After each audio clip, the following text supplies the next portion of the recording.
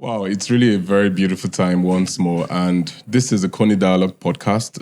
It's a podcast that highlights the interactions of Nigerian scholars who have had one reason or the other to study in Korea. And afterwards, they're back to Nigeria. They are making great progress, also being a voice for the development of our country. Let me just cut all of that whole formal stuff. My name is Obu Joseph, president of SkyCan. SkyCan is South Korea International Cooperation Association of Nigeria.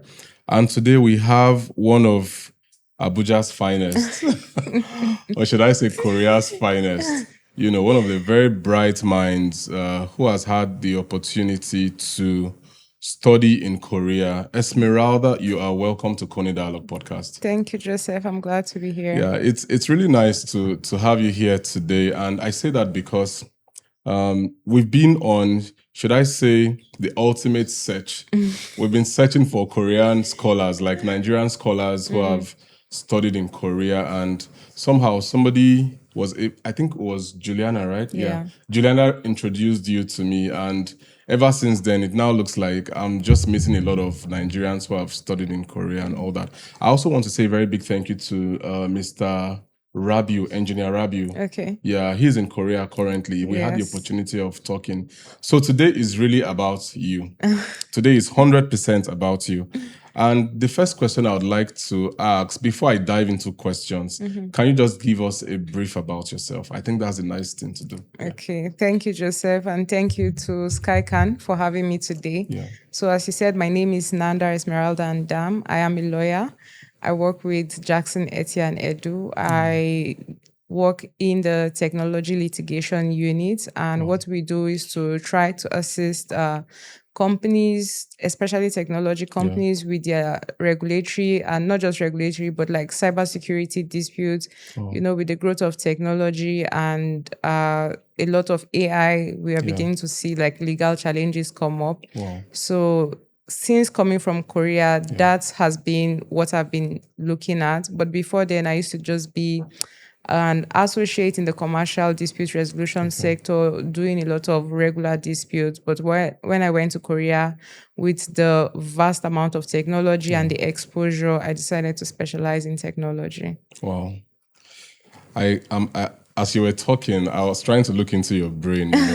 I'm seeing a lot of reports, a lot of documents. Like, it's really good. And of course, your law firm is actually top tier. I didn't know your law firm until you mentioned it now, and I'm like, wow, this is like a lot of people's dream. To be in that whole space in Jackson. Eti, right? Yes, Eti and Edu. Eti and Edu, yeah. So welcome, really. So I just want to find out.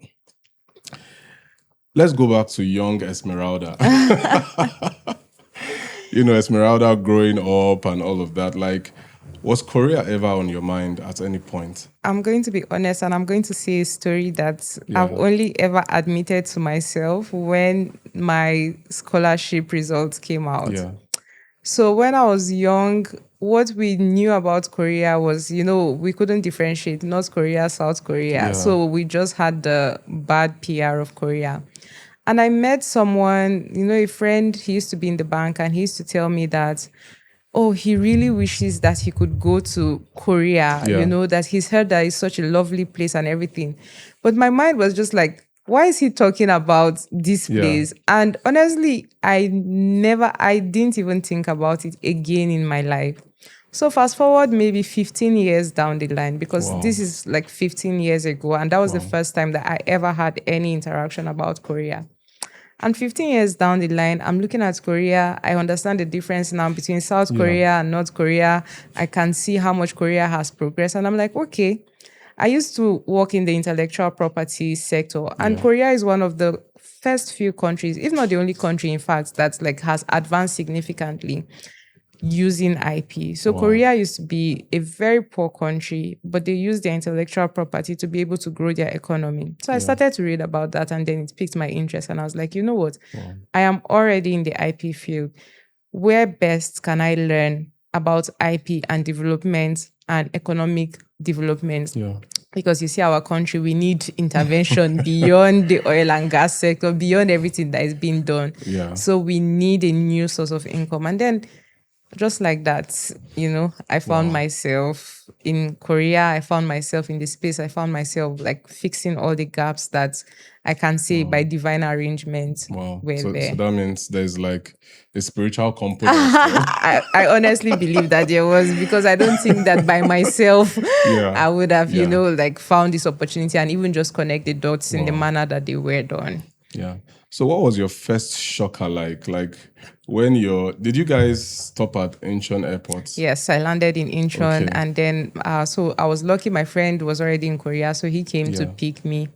But we took the bus. So when we're going, there's the place where the bus stops for you to like get snacks and drinks and everything. Yeah. Because my flight was for 2 days, right? So I was so tired. I can imagine. We stopped to get the water, and then I quickly rushed because you have like 15 minutes or so. And then I was like, please, I want water.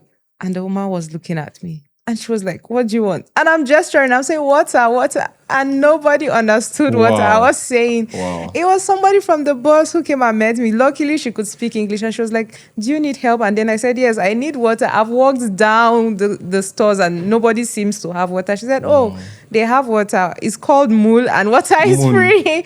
That I should say Mul Juseyo. And that was Mul Juseyo. Wow. And that was how I was. Otherwise, honestly, I think that I would have gone back like thirsty. So it was quite a shock for me because I just assumed that like water is something you can gesture and people would know, but it really wasn't that. So when you say Monjuseyo, it becomes clearer. But do you speak any Korean beyond those few words you just mentioned? Right now, yes. I do. So just say something in Korean. 안녕하세요, 여러분. Yorobun. Sincerely, the one I know is just the 안녕하세요. Then maybe you say 감사합니다. Then maybe kakadu-seyo. Maybe if you're in the market. I mean, I did learn to be able to ask the bus driver, like, which direction are we going? Or I can say, I'm going to Seoul. Or I can say, oh, please, I don't understand what's happening. But just basic, like, everyday communication skills to say, oh, this is expensive. Bisayo, 없어요, 네, 아니요, 감사합니다. In fact, it almost feels like I'm like in a Korean movie kind of scenario. In fact, talking about movies, there's this movie on Netflix. It's called The Phantom Lawyer. Okay. It's about a guy who gets struck by lightning, then he can see ghosts. He's a lawyer. Then he now starts having clients who are like ghosts that could not transition, to the world after. Then he'll help them to solve their cases, the cases that led to their death and all that. So from your own experience, Korean movies and Korea, like, is there a disconnect, or does the everyday Korea look like what we find in the movies? I'm going to be honest and say that if I was an avid watcher of like Korean movies, it would have made my experience easier. Wow. Because I would have learned the language. I would have seen how things are done. My sister watches like Korean movies and she was so excited when I got to go to Korea, and she wishes that she would have that opportunity. She started to teach me the words, say kamsamida, say opa, say oni. And I was telling her, like, I don't know what you're talking about. But when I went, it was really that. So before I left, I had the opportunity to like start to watch some Korean movies. I watched What Is Wrong with Secretary Kim just to see like the work environment, how they communicate. And it was basically the same thing, right? But maybe in terms of like some culture that are not being shown on the TV, then you would not be able to see that, but not necessarily a disconnect. I can say that the Korean movies reflect the society to a large extent. That's interesting. You mentioned culture. Is there a similarity? Like, what do we have in the Korean culture? And let's be as simple and as candid as possible. Yeah. What do we have in the Korean culture that you feel we can adopt in the Nigerian culture? It could be mindset, it could be anything, just something that the Koreans are extremely very good at, that you feel if Nigeria could model that, we would be on the path to maybe greater success, maybe in anything really, just anything that pops up on your mind. Honestly, if there's anything that I wish I could take from Korea and bring to Nigeria, it's just like the mindset. Koreans have a sacrificial mindset for their country. They have a mindset of service. So I don't know if you know about, the time that Korea, they were in so much debt. It was the Yeah. citizens that went to get the gold medals to come and donate to the country. And then if you see their presidents, they're always thinking about how can we make Korea great? How can we make Korea better? Like every leader that you encounter, like just that selflessness, right? But that's something that we don't have. Everybody, I think, is just like concerned about how much they can get for Themselves. themselves. And then another thing is, the culture with like when you go to the restaurant, Yeah. everybody has a responsibility to like clean up after Yes, themselves. yes. Just take the bowl. It's such a simple thing. Very simple. It shows respect for the people who work in the community. It shows respect for yourself. Even like in our homes, there's a way that Nigerians sometimes behave. You just eat and leave the plate on the table, like just be dirty and all of that. But when I saw that, like I my really, goodness. really love Yeah. this. And I wish, and you see, like just that culture alone can take away like the stench, the dirt that we see, people just disposing things properly. It's not like to say that, people don't clean, people don't, but it's not a culture for us. In fact, for us, when you go to a restaurant, you eat, you just stand leave, up and yeah, leave. yeah. So I really wish that we could bring that here. And then another thing that I really liked is just respect for order. Yeah. Koreans line up for everything. Wow. Nobody's trying to shunt. Nobody's trying to get in front of you. Like immediately you come, if you're at the bus station, you line up. Everybody lines up according to how they came. You're not trying to say, I was first or I was behind you. I was like, just like, Wow. and then like they're just conservative. I think in some ways we're similar, but these few aspects that I've mentioned are things that I would really have loved to see in our country. Greater days are ahead. Yeah. Somebody shared a story. In fact, this happened to I think Mr. Ibrahim, that he was here not quite long. He got on a bus while in Korea, and I think he left his phone on the bus. And somehow it took him like maybe like another hour or two to remember that, my phone is missing. Then he reaches out to somebody, and the person says, okay, go to the bus station, just give a description and all that. Yeah. They were so sure that the phone was going to be returned. So like some moments later, he goes back and he realizes that, the phone is actually there. They've picked the phone. Like, did you experience any of those kinds of things, in Korea, where you are like, this is a safe country. Yeah. You're not bothered about anything. Missing items, they easily get found, People may not jack somebody up on the street and pick their phones. Like, can you give us a sense of, that Korean feeling? And is that really true? Is it like a consistent behavior among Koreans? Honestly, it's a very consistent behavior among Koreans. That's like when you leave things or you forget things, you don't, worry about it. And it's so consistent that when I was in Korea, I had a friend, she's from Malawi. So we traveled like to neighboring countries together.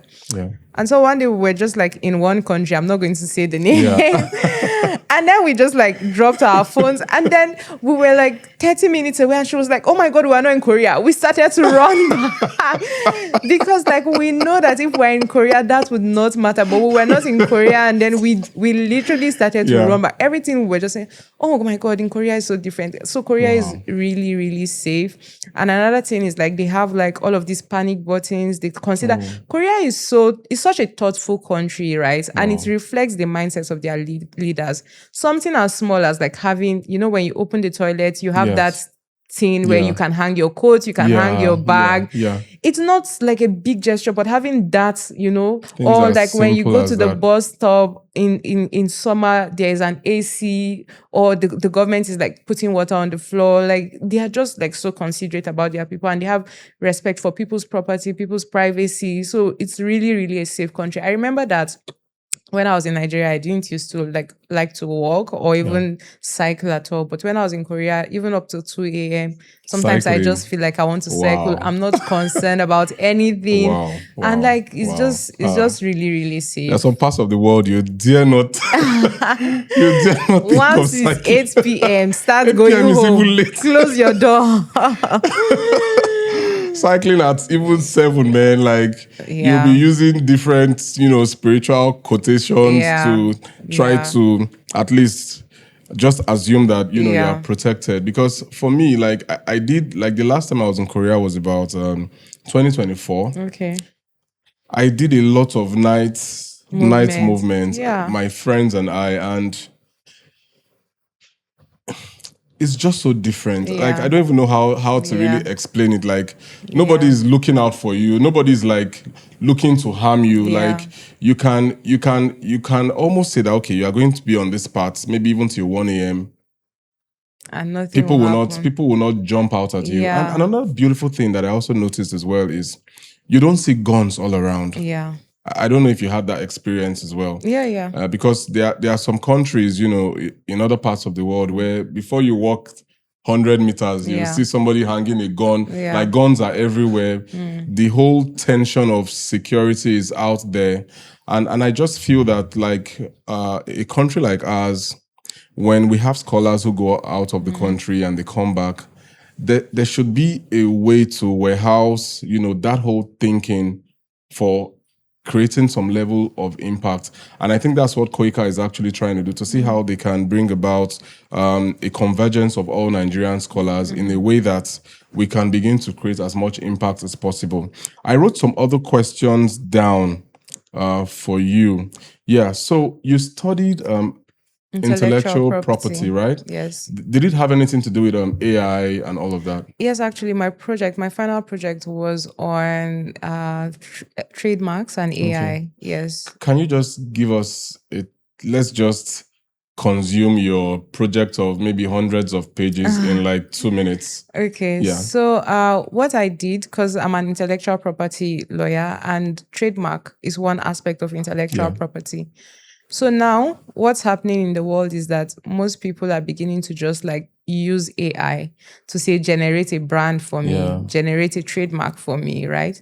And because AI is trained on data sets of already existing marks, you find Yeah. that sometimes it generates like already existing trademarks, right?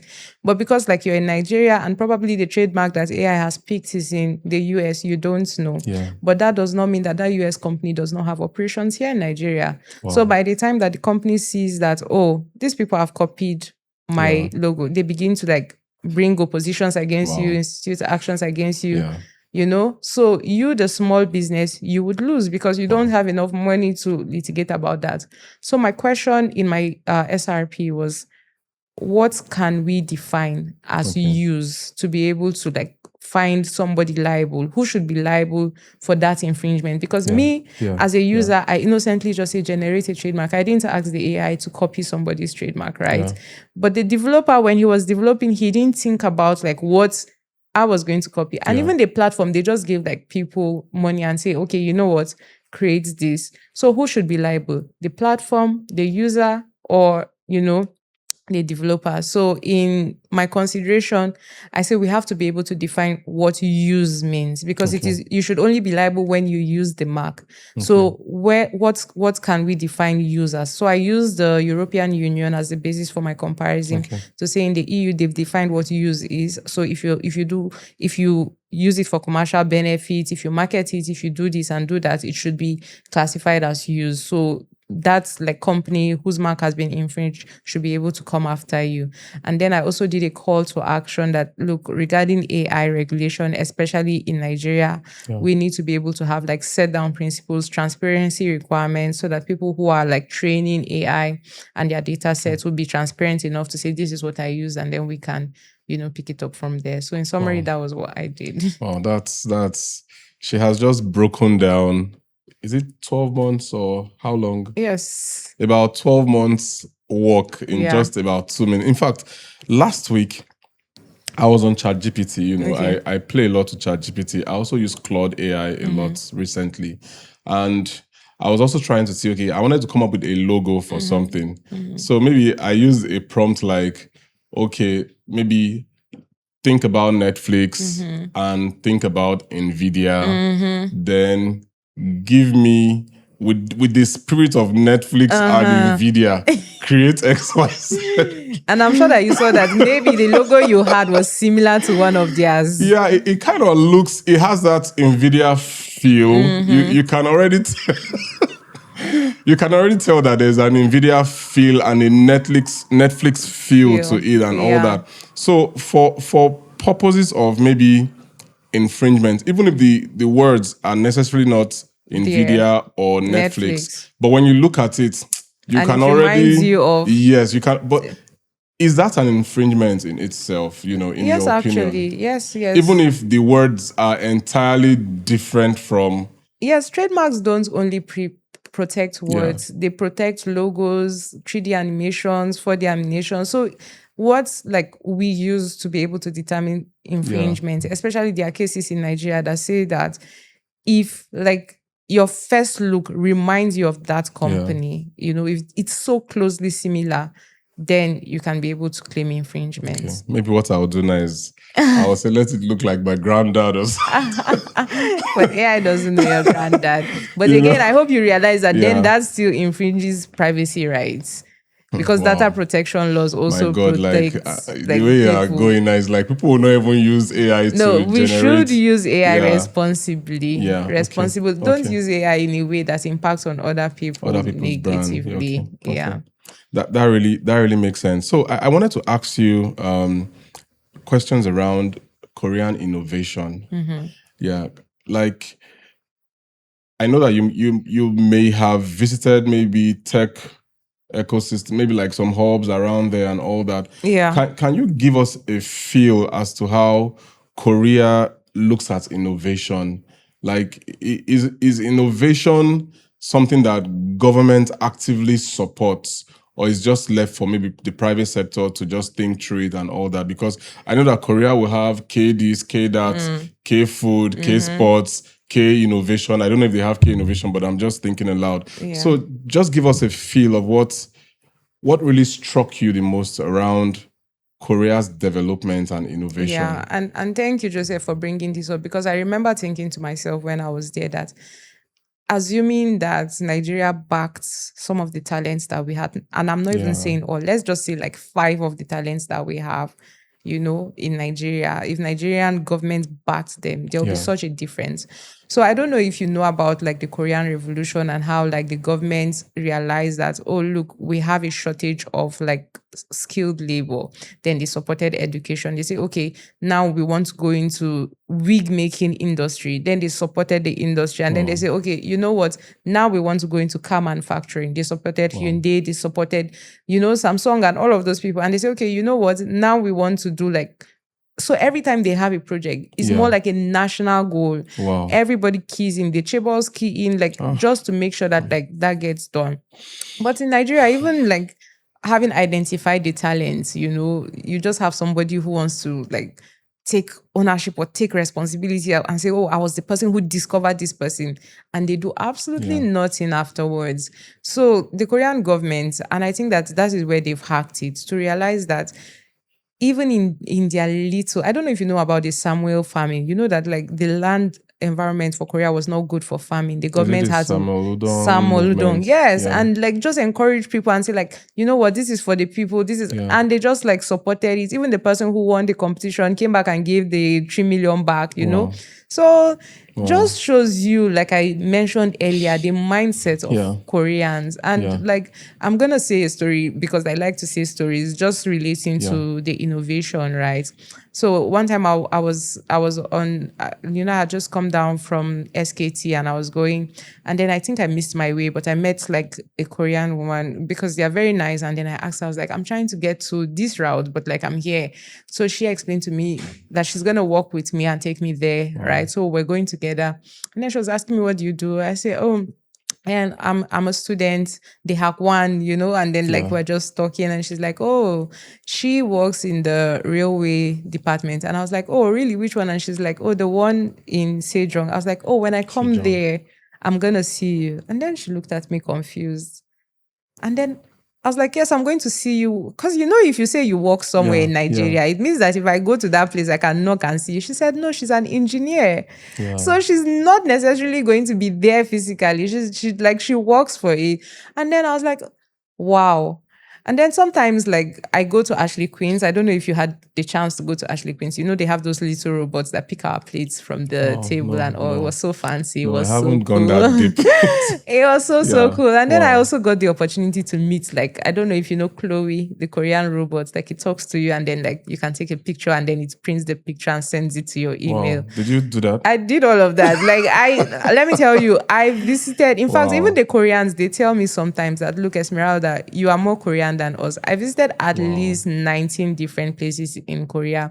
One of like I went for like cultural displays. One of my favorite like cities is Suncheon. They are very popular for their gochujang paste, and we went for the gochujang festival. Like, Wow. I visited so many places just to see like and experience the culture, like really, really how it is. The way you are really vibing about Korea is I like really loved Korea. maybe I might need to start looking for opportunities I think now. you need to go again. Please, if you have another opportunity for me to go, even if it is for 2 days, call me. I want to go again.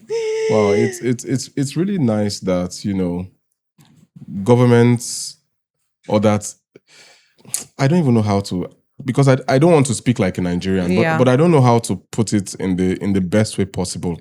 I'm just thinking, because sometimes even when a government has the right intentions, Yeah.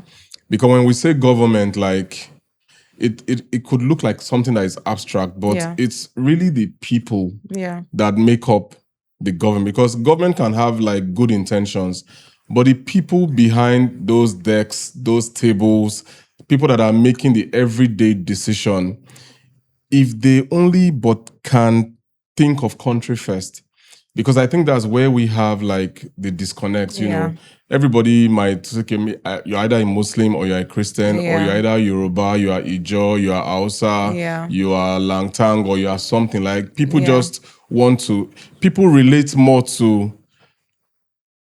We relate more to like. How do I express this now? We just relate. To categories. To categories what you than to align country. yourself with. You know, and it's really sad because, you know, like I tell, okay, there was a day I was driving.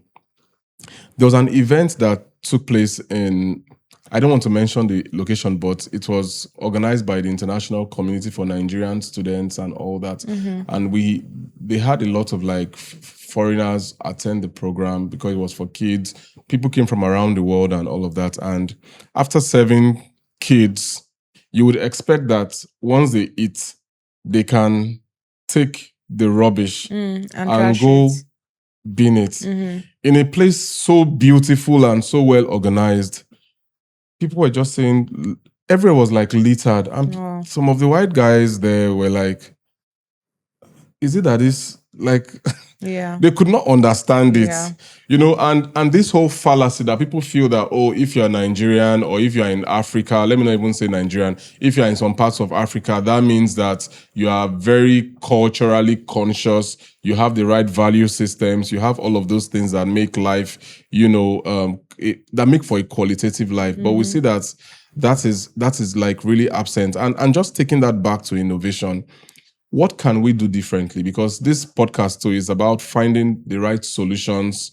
We need to tailor make certain solutions for Nigeria's problems. What exactly do you think is the first thing that we need to get right in Nigeria before we even start talking about development? So I'm going to still stick on what I said in the beginning, mindset, right? It's just the mindset that Koreans have, that if they throw this thing, somebody else has to clean it. It's just a mindset of like, I want to respect other people's work. I want to respect what other people are doing. And just with the bean example, for instance, working with mindset and implementation. So, for instance, right, in Korea, you would see that waste baskets are not even as everywhere as we have them in Nigeria. You know, like if you're somewhere you can see a waste bin and everything. But just properly disposing waste. You can even see a bin that like is waste has been disposed and it's not like it still looks littered, right? Wow. So, but over there, like just, you know, being mindful that you can put this in a neat way, you can put this in an arranged way. They are really, really mindful about that. And it shows you like how the mind thinks. It's just a cultural thing. and I'm going to say this again, we're very similar in terms of culture with Oh, Koreans. wow. We're conservative, they're conservative. Some of the beliefs that we have, they have food, we have similar food as well, you know. So we can really just adopt this to say, I have respect for the people who do this work. Yeah. And I'm conscious that this is what my actions, like these are the implications of my actions. So we can start them from schools, even if we don't have money to like implement big projects, just Yeah. training, awareness. I know some people have started, but also not just like, you know, saying things that you don't do, but doing the Yeah. things that you say as well. Yeah. So I want to go to another side of your stay. Mhm. I know that for some people, they would like to be in a country that is closer, maybe to their To own home home. country. Yeah. Like, did you at any point feel like Korea was distant for you? Like, Yeah. Korea was very, very distant to the extent that when I told my friends I was going to Korea, the first thing that they said was, that's far. yeah, And again, distance, you know, now with technology is supposed to close barriers, but Yeah. with the time zone, it was still very distant. So you can feel something yeah, and not be able to reach back home immediately and say, oh, this is what I feel because they are asleep. So do you want to wake them true, up to say what you want to say? So in that sense, it felt, you know, very distant. And again, I really wish that we had better coordination over there, maybe like our embassy and everything Okay. to make things smoother for us. But it wasn't at the time I was there. So perhaps maybe like it's changed. But it wasn't at the maybe time things that I have was changed for the there. better. Yeah. Sometimes I just wanted to talk to somebody Yeah. about how I missed eating yam, you know, but like, Wow. and then it was just difficult. Yeah. I'll go further, and I wrote this down because I've heard this from a lot of people I've spoken with. What was the hardest emotional moment for you? Yeah. I'm sure you must have had at least one. I did. Yeah. I did. So in fact, immediately I got in and got into my room and realized that like I was no longer going to have like immediate and always contact with my family and friends. I'm a very like family and friends oriented. Yeah. I talk to my friends all the time. Yeah. So like I just really missed them in that moment. I broke down, I was crying, and then this girl from Fiji, she came and she met me and she was like, Wow. don't worry, you're gonna be fine. You're gonna have Wow. family and friends here and all. So that was the first. Then the second was regarding food. Because like the first time I couldn't find anything that I could eat. Because you know, for you to be able to eat in Korea, you have to go with somebody who knows. Otherwise, you're gonna keep like picking things that don't work. And I was just like, I just really want yam today. I just really want yam today. And I just found myself crying about yam and mangoes. You would not believe it. But like eventually it was like, okay, you know what? There are substitutes for here. I made so many like Korean friends, Sujin, God bless them. And they were like, you know what, we're just gonna go on a tour to find something that you like. So every evening we go out, new restaurant, new place, and like just find something that Koreans like food. Yes, actually. they like food. So my they are God. always down to say, can we grab lunch? Can we grab dinner? Yeah. It's really good. It's really good. Are you a changed person? Changed. Yes. Yes. Like, did Korea change you in any way? So I'm going to tell you, you know, like the typical Nigerian, right? When I got there and my program was about to end, I started to think about like what next steps were. And I was talking to one of my professors, and then I told him, I was like, these are the options that I have. I'm going to go home because like I don't see myself making progress, you know, if I insist on staying in a place that doesn't serve my dreams and my purpose. And like coming to Korea was a driver for like something that I wanted to achieve. And because this is not the location, this is not the destination. And then he told me something so profound that I think in that instant, I didn't recognize it until I came back. And he said, look, Esmeralda, even if you go back to the same people that you're used to the same routine that you're used to, and do everything in the way that you used to do, you would see that it would be different because you have changed. Your mind has changed. The way you do things has changed. And then I was like, oh, yes, I'm sure. Like maybe I'll speak Korean and mention with, but since coming back, I have to keep reminding myself that I told myself that I would not be one of the people who come back and complain. Yeah. Because I made a conscious decision to come back. So Wow. I don't want to come back and I'll be like, oh, everything here sucks. You know, when I was in Korea and, Yeah. you know, but it's not easy to not complain. And this is what I mean. In Korea, if you send somebody an email, the person will respond. And even if you've sent to the wrong email, say, oh, sorry, you've sent to the wrong email. You Wow. can fix it. Like that was the work culture that I had. When I came back, people don't respond to my emails. If you even tell somebody, oh, like we're meeting at 2 p.m., I promise you by 2:50 p.m., like you literally would still be waiting for the person. And then if you even try to complain about it, it's like, I didn't take time now. At least I'm here. But like in Korea, if you tell somebody, let's grab lunch at 4:45, they are there at 4:45, like not a minute late, you know. You can give grace to people and say, oh, maybe something happened, you know, but when it's done constantly, you find that even in your soul, in your mind, and then the way of thinking as well. I saw a quote somewhere that I find very inspiring, and the person said that the greatest like way to learn is to travel, because you realize that the things you thought were the only solutions were not, and people live a different kind of life from what you're used to. So basically, that's the kind of change that has happened to me.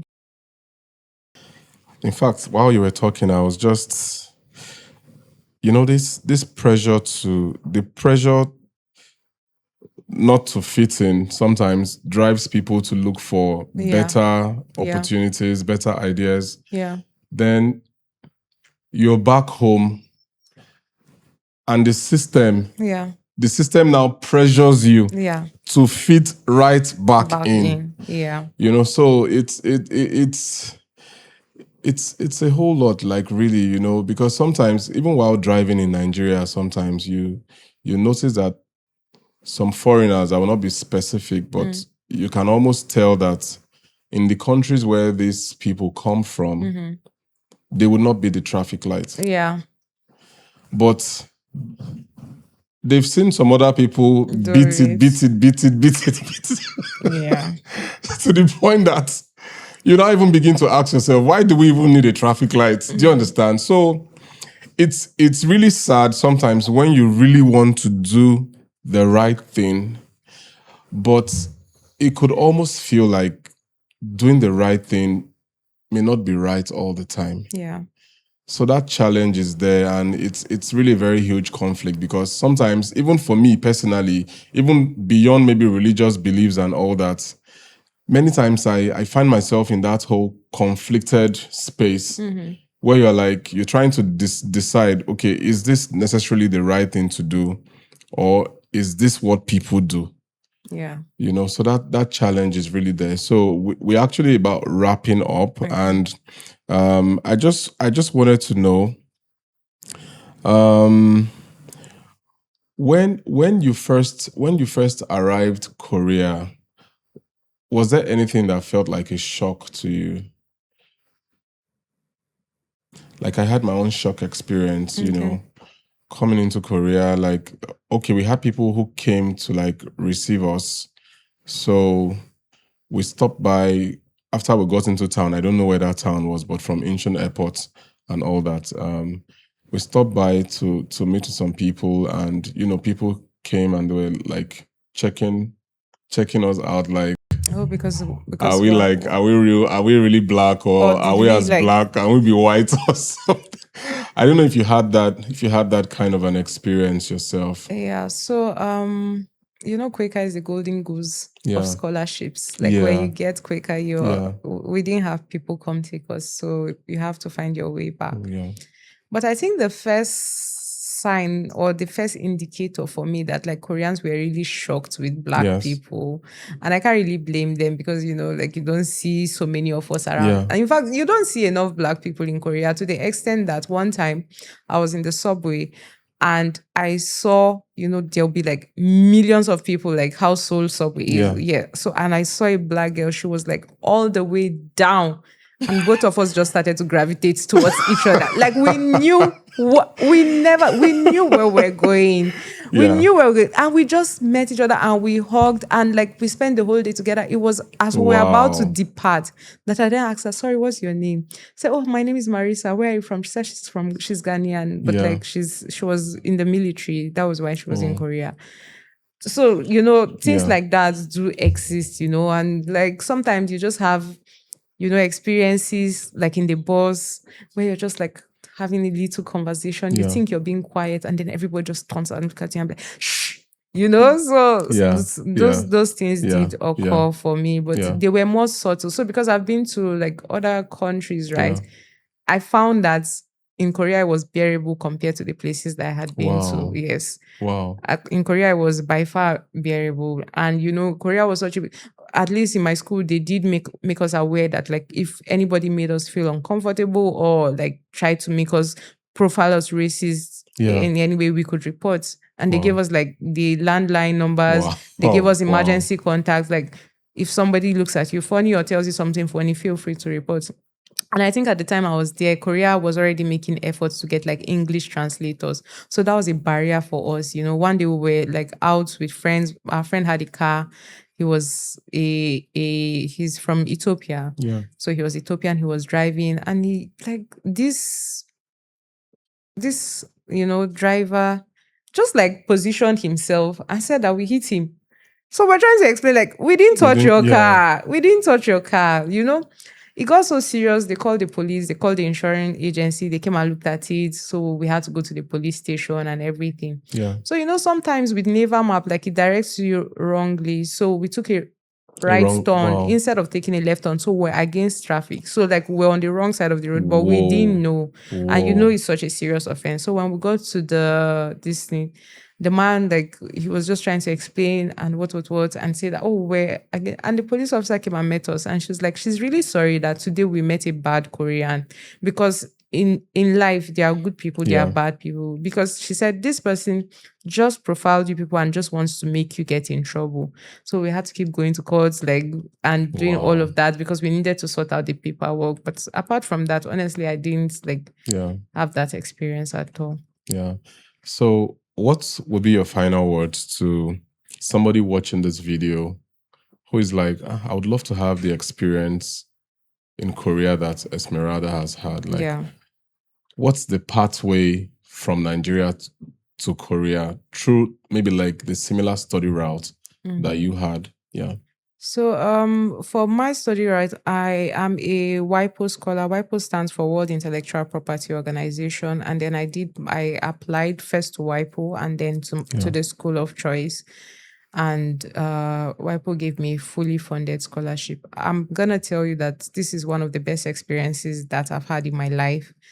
Going to school, getting the knowledge and not having to worry about, like, how do I pay the bills or what do I do, So you can always make those applications. There are several scholarships that you can apply to. In my school alone, there was Hyundai, there was GAS, there was GKS, there was, in fact, some that we don't even know about. Like, the school just tells us, oh, this scholarship, and we're like wondering, what scholarship are you talking about? So there are so many scholarships because, like, Korea really just wants all of that international cooperation, and your scholarship helps you to meet the stakeholders in your field. So that's something you need to be deliberate about. Because I was in IP, it was easy for me to, like, get an IP scholarship. And as part of my scholarship package, I visited the Ministry of Intellectual Property. I went to the Copyright Commission. Like, they just made sure that it was an all-inclusive program, which is what, like, Koreans tend to do in general. So I would really recommend this program to you, and especially going to Korea. I had the best of time, and I hope that anybody having the desire out there would have the same experience as I did. Also, be open-minded. There are people who have gone there and had the worst experience. They were not open-minded to learn the culture, open-minded to see the people for who they really are, or even to learn. I went with the mindset of trying to learn and to see the people as they are, and not just, like, impose my own self. The temptation is there for you to say, oh, this is how we do things in Nigeria. Yes. But, like, I really tried my best to disabuse. It does come up sometimes, right? But I tried my best to disabuse, like, my mind from all of that and just, like, get the experience of who these people are, because now I'm here to make, like, the essence of my scholarship worthwhile. Yeah. So finally, this is the final actually. I want us to end on a happy note. Okay. Just tell us one of the best experiences that you had in Korea that whenever you think about, like, it just brightens your day or... Yeah. So I used to follow Korea travel mates to travel. Like I mentioned earlier, I Yes. traveled to a lot of places and we went for the Gochujang festival. Go to Jang. Gochujang. Go through. Gochujang. Okay. Is that English? Is English No, part it's of... Korean. There's no English in it. All right. So gochujang is one of the Yeah. pastes that Korea is very popular for. The pepper paste. I don't know if you remember it. That They means put I've it not in been to... I've been to Korea everything. twice, but talking to you is like I've not been to Korea. They put it. It's a very popular paste, and I went for that festival. I participated in making the gochujang. It was in Wow. Sunchang. Like we pounded, we did everything. I'm telling you, I had the best time. I made friends from Lithuania, friends from Europe, friends from America. Like we were just all there. It was like for 3 days. We went on separate days. I'm telling you, I had the best time you were really of my balling in life. Korea. I was. I'm not even going to say I was not. I was. I think that school was just, we go and then the moment is weekend, we go out. Wow. I literally didn't have any boring weekend. So I think about that time and I think about like the people that I met in the rural areas, right? And how warm they were, how happy they were to see me. In fact, we were on a long queue, right? They were giving like gifts because Koreans love to give gifts. I miss Korea so much. Wow. They were giving gifts and then like the person with the mic was just like, which country is she from? And I said, Nigeria, Saram. He said, Nigeria, Saram. And then they called me. Everybody was just singing Nigerian song. And I like it how like when I go to a restaurant, they just switch to a Nigerian song or something. Yeah. So that festival was the highlight of my stay in Korea. And I really, really loved that I was there. In fact, I went for one other festival in Namun. Oh my God. You're very well traveled in Korea, really. I love to travel. So it was easy for me to just like keep moving, finding out information. Okay, what do they do here? And just like, before you know it, I'm gone. And it's so cheap to travel in Korea. Wow. It's so cheap. Wow. Really? Yeah. I think maybe I might ask Koika for a thought. I didn't want to say that out loud. But anyways, I've had my fair share of travel to Korea. Yeah. Although my courses were like short courses. So like 2-3 weeks, then you're back to Nigeria again and all that. Okay. So maybe I need to start for a yearly one. or maybe a PhD or something. Yes. It's really be nice to to really see that part of Korea, But for Korean movies, sincerely, I have done just... I didn't used to watch Korean movies before, but recently, when I just want to relax, myself and my wife would just sit down, we'll watch like that Phantom Lawyer. Yeah. It's so beautiful. There's another one we started watching recently that is also very nice.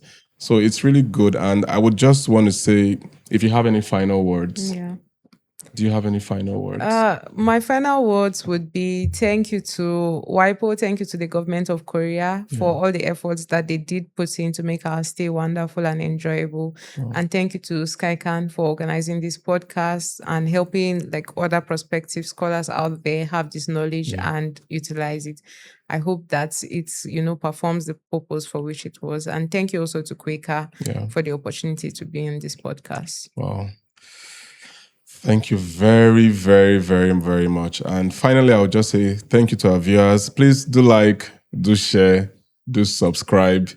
If you want to go to Korea and like this video, share it. I want to see 1 million views. Thank you, Esmeralda. It's really been very pleasurable talking with you. And I know that from your experience, a lot of other people out there would see that this is really possible. It's possible for you to have a dream and for you to stay consistent and at the end of the day, achieve that dream. And I'm also very happy that you came back to Nigeria. And I'm sure that, of course, life will take you to other parts of the world, but I just still believe strongly that there's that Korean in you that would not rest until you see that Nigeria changes for the better. Yeah. So we are awaiting that in the future. I say like maybe like 10, 15 years from now, Esmeralda is into something really big and magnificent. And when you go to that organization, you can see that, some of those Korean value systems are at work, in your place of business or your place of work. So thank you so much for being part of the first episode of this podcast in 2026. It's really a very, very warm pleasure. Thank you, Joseph. Thank you, everyone, for having me. Yeah, it thanks. was a pleasure.